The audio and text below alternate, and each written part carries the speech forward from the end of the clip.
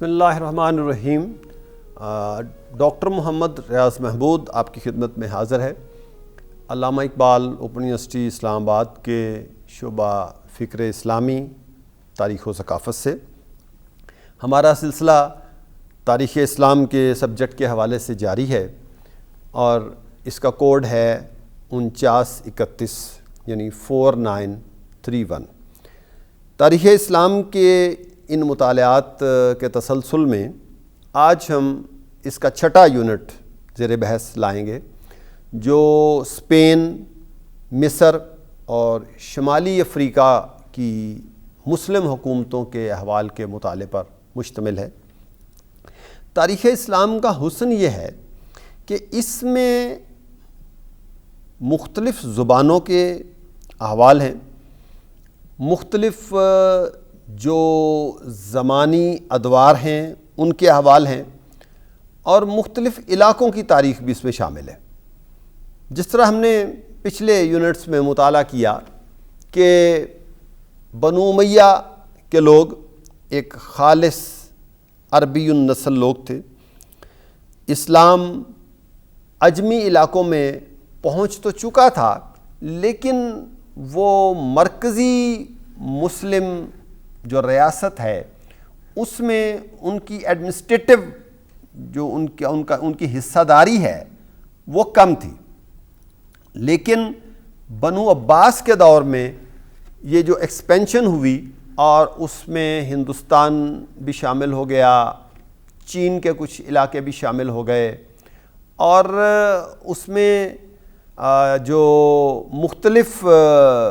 علوم کی ترقی میں بھی مختلف نسلوں اور مختلف علاقوں کے لوگوں کا رنگ اور ان کی دانش ہمارے سامنے آتی۔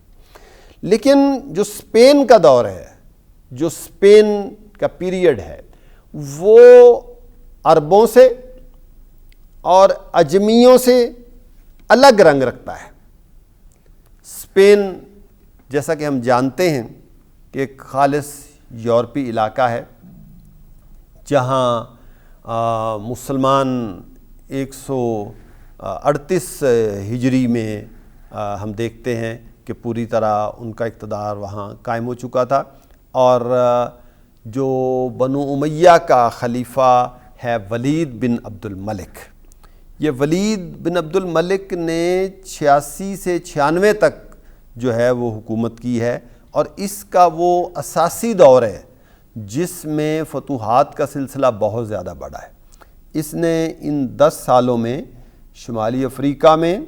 اور ہندوستان میں اور اسپین میں تینوں سائڈوں پر اپنی فتوحات کا سلسلہ بڑھایا۔ اگر ہم کہیں کہ ولید بن عبد الملک کا دور فتوحات ہے یا دور فتوحات اسلام ہے تو غلط نہ ہوگا۔ حضرت عمر فاروق کے بعد مسلمانوں میں فتوحات کا جو غلبہ ہمیں نظر آتا ہے اور کثرت سے فتوحات کے واقعات ہمارے سامنے آتے ہیں، وہ دور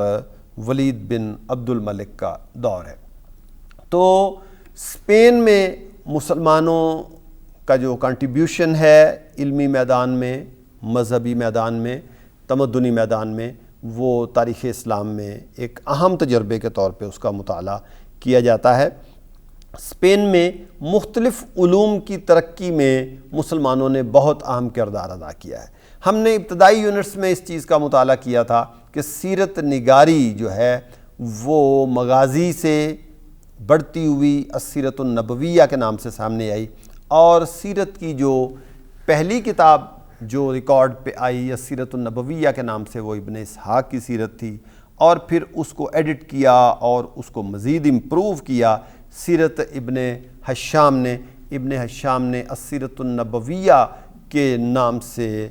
بہترین اولین کتاب فراہم کی، اور اس کتاب کی مختلف شرحیں لکھی گئی ہیں۔ تو جو اسپین میں شرح لکھی گئی سیرت ابن حشام کی، وہ الروض العنف ہے۔ الروض العنف امام عبد الرحمن السہیلی نے لکھی۔ اس کتاب کا اردو ترجمہ بھی ہو چکا ہے، لاہور کے ایک ادارے نے اس کو شائع کیا ہے 4 جلدوں میں، اردو میں اس کا ٹرانسلیشن کیا گیا ہے، اور الروض العنف سیرت ابن ہشام کی خوبصورت شرح ہے۔ یوں ہمیں نظر آتا ہے کہ اسپین کا دور اسلامی تاریخ کا ایک ایسا دور ہے جس میں نہ صرف سیاسی ارتقاء ہوا، نہ صرف علمی ارتقاء ہوا، بلکہ ہمیں ریلیجس ہارمنی بھی اس میں بہت زیادہ نظر آتی ہے۔ مسلم اسپین میں مسلم نان مسلم ریلیشنز بہت مضبوط ہوئے، غیر مسلموں کو انصاف کی فراہمی میں، مساوات کی فراہمی میں اور مذہبی ہم آہنگی کے میدان میں بہت زیادہ جو ہے وہ اچیومنٹس ہمیں نظر آتی ہیں، اور غیر مسلموں کی عبادت گاہوں کے تحفظ میں، ان کے اسکالرشپس میں، ان کی علمی کارکردگی اور ان کے علمی مواقع میں ہمیں ایک غیر معمولی وسعت اور تنوع نظر آتا ہے۔ ہمیں مسلم اسپین میں ایک مذہبی میدان میں بھی ورائٹی نظر آتی ہے۔ مسلم اسپین اسلامی تاریخ کا ایک ایسا ممتاز پیریڈ ہے جس میں سیاسی میدان میں بہت زیادہ اکوموڈیشن پائی جاتی ہے فار نان مسلمز، لہٰذا مسلم اسپین جو ہے اس کا مطالعہ آپ فن تعمیر کے ارتقاء کے حوالے سے کریں، اس کا مطالعہ قرآن مجید کی تفسیر کے حوالے سے کریں، اس کا مطالعہ حدیث کی شرح کے میدان میں کیا جائے۔ اب دیکھیں قاضی ایاز اندلسی کی کتاب آپ دیکھیں الشفا، وہ مسلم اسپین سے متعلق ہیں۔ آپ قرطبی کو دیکھیں، آپ کوئی بھی فیلڈ لے لیں علوم اسلامیہ کا، تفسیر لیں، حدیث لیں، فقہ لیں، علم کلام لیں، لغت کے مباحث لیں، ہمیں مسلم اسپین کی کنٹریبیوشن جو ہے وہ غیر معمولی طور پہ نظر آتی ہے، خاص طور پہ چونکہ وہاں کرسچن کمیونٹی بھی موجود تھی اور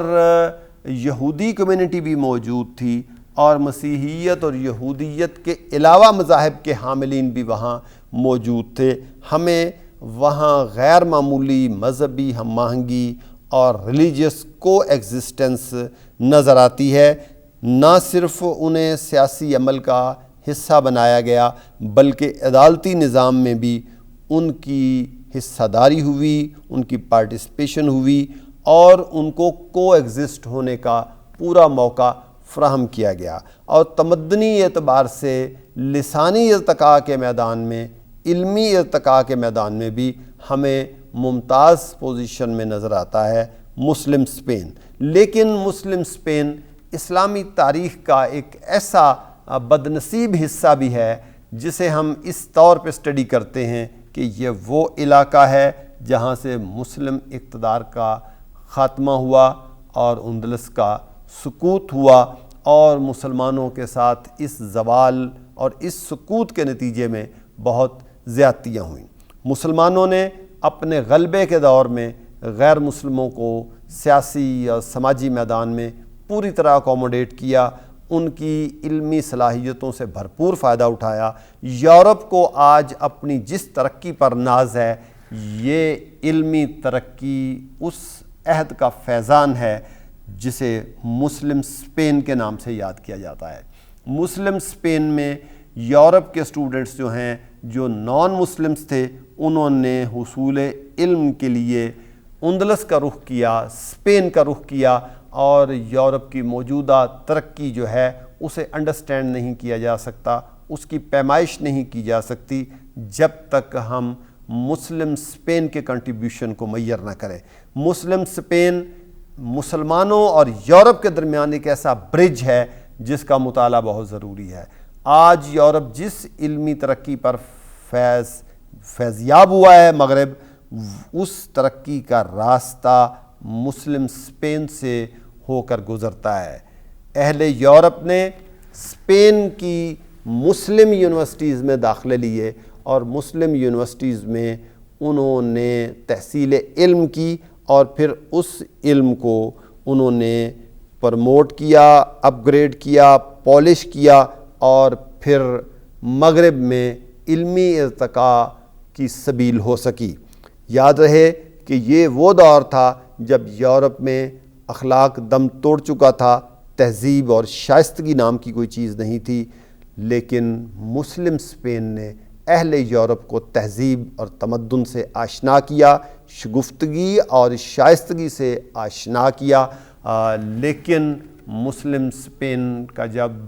سقوط ہوا تو مسلمانوں کے ساتھ بہت سا ظلم اور زیادتی ہمیں بہت سے واقعات کی صورت میں نظر آتا ہے۔ تو آج کے اس سبق میں ہم نے مسلم اسپین کا مطالعہ کیا۔ اجازت دیجیے ڈاکٹر محمد ریاض محمود، علامہ اقبال اوپن یونیورسٹی اسلام آباد سے۔ بہت شکریہ۔